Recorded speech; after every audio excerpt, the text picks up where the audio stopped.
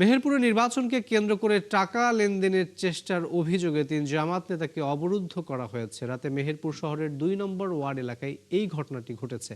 জেলা পরিষদের নির্বাহী কর্মকর্তা গোলাম জাকারিয়া জানিয়েছেন যে মেহেরপুর পৌর আমির সোহেল রানা ডলার, জেলা কর্ম পরিষদ সদস্য আলামিন ইসলাম বকুল এবং কর্মী বনি আমিন টাকাসহ একটি বাড়িতে অবরুদ্ধ করে রাখা হয়েছে এমন সংবাদ পান তারা। যারা ভোটকে কেন্দ্র করে টাকা লেনদেনের চেষ্টা করছে বলে অভিযোগ করে বিএনপি নেতাকর্মীরা। এ নিয়ে দুই দলের নেতাকর্মীরা মুখোমুখি অবস্থান নিলে উত্তেজনা সৃষ্টি হয়।